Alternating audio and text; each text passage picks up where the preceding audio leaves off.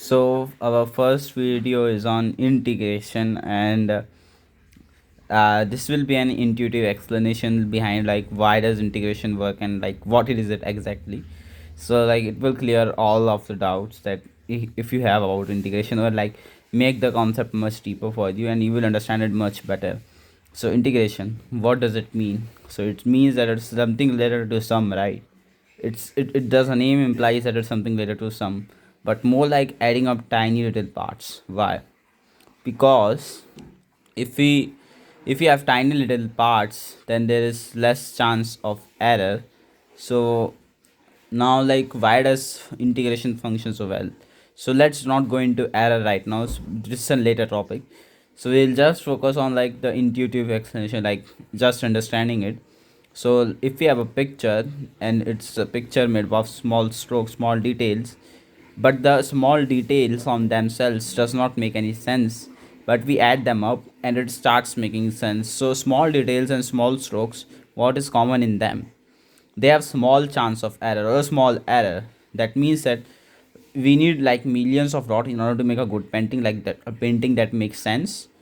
So we add them up, and what happens is, why the main question here is that if we add them up and if we create a picture, so it looks really good. But if we did a lot of like large strokes and like not with accuracy, then it could have large error, and error actually adds up really well if it's large. So that would make sense. So that's why integration is so important. So now, if why does integration function so well? Because if it's just adding up tiny little parts and summing them up, yeah, it does sound so simple. But how can such a simple thing function so well? Because nature is continuous. What do we mean by that? Mostly, so everything around us is actually not really like discrete, not really like in zeros or ones, but most of the things around us are continuous.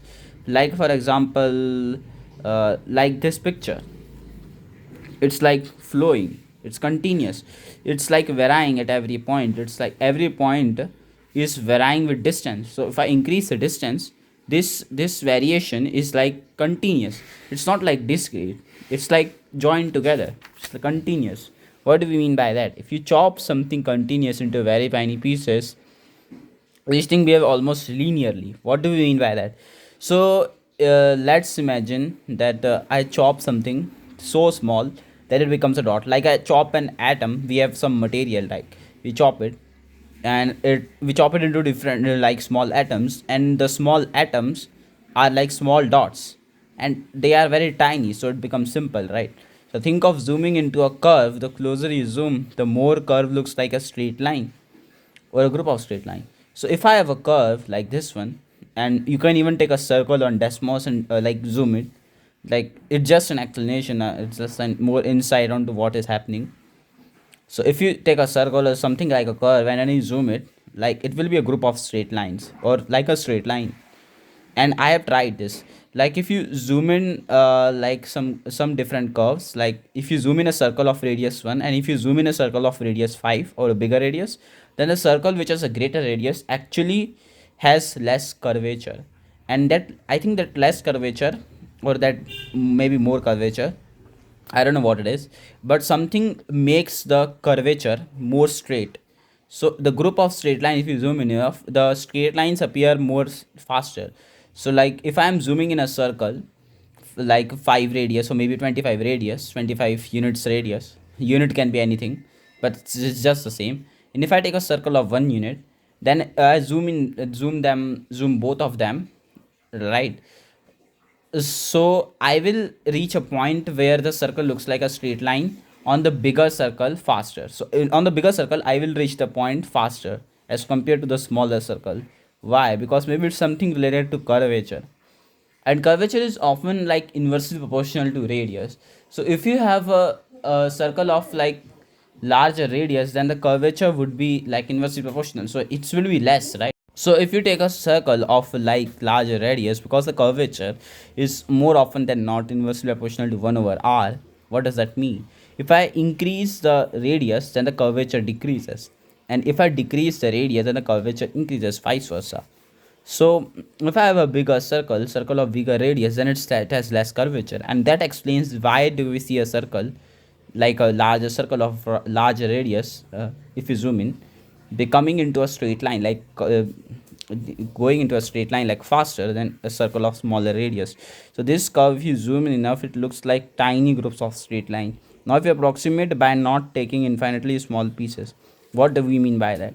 So when we take infinitely small slices, the error actually becomes almost zero. But if we take small enough slices, then we have to do approximation, and we cannot take infinitely small slices like in practicality, because when we are dividing a curve and we want the slice to be like infinitely small, then you cannot do that geometrically. You cannot draw slices by hand that are like infinitely small, right? So you need to draw small slices, but small enough slices that approximate. So the approximation of a curve as a straight line introduces a small error, and total error is small, so such just the sum, nothing but the sum of small slice errors. So errors add up like anything else. So what is error here though? Like what do we mean by error here? Like what is the error here? Suppose we divided this curve into small slices, right? But we know that we cannot find the area of such a slice which is like curved radius, like curvature here. So we need a straight line here, right? But if we introduce a straight line, it would be not be accurate with the actual curvature, right? And that's what introduces the error. So if we introduce a straight line here, the difference between the area that has a straight line and that has a curvature introduces the error. Like that is the error itself. So what is the error here geometrically?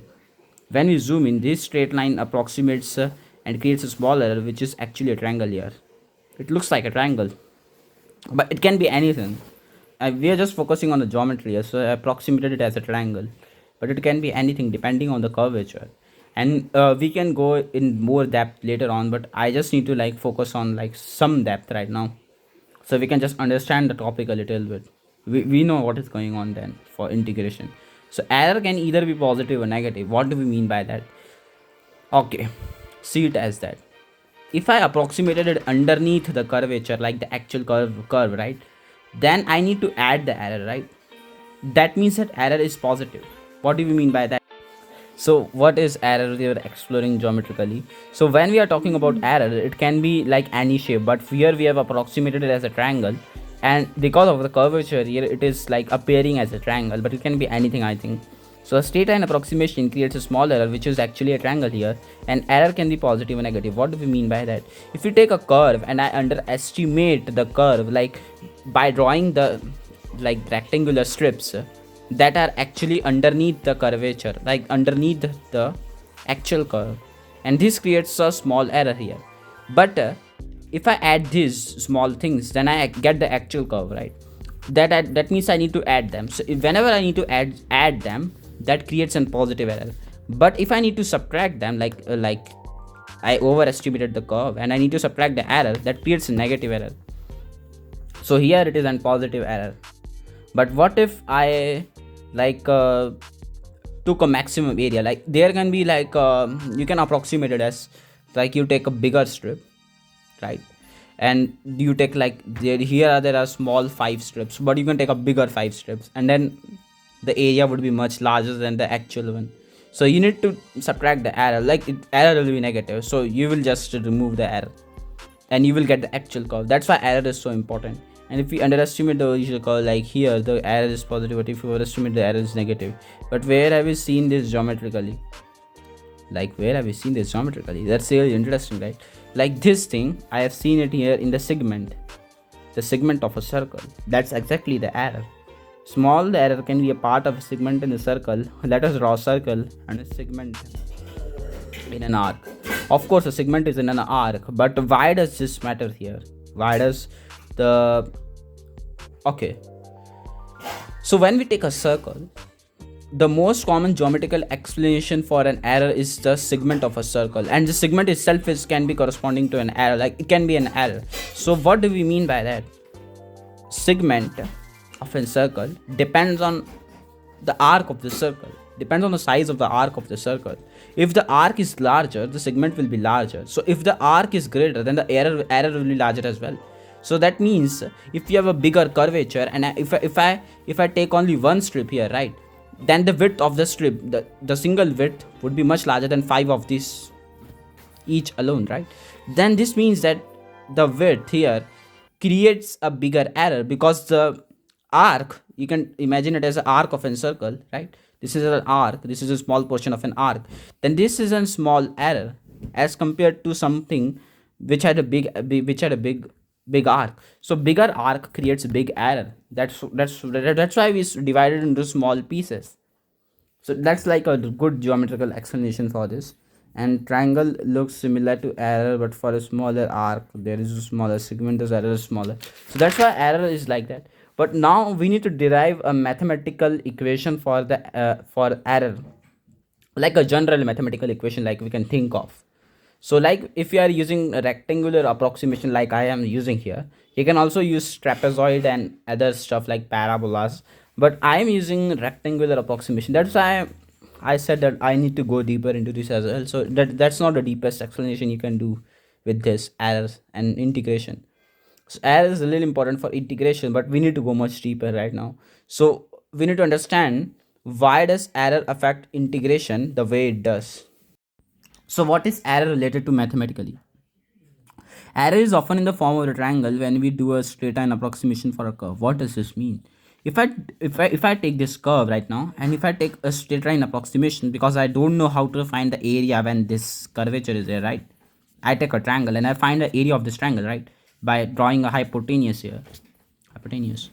But when you do the straight line approximation, this introduces an error, and the error is the difference in the areas, like I told you.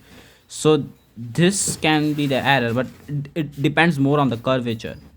So error depends on the area of that small triangle. Let the horizontal distance be x. So right now, like in the previous case, we had a small triangle, right? But how can we find the error? How can we find the relation for error of the triangle? It's just not the area. We need to find the exact equation. So how do we do that? So error depends upon the area of that small triangle.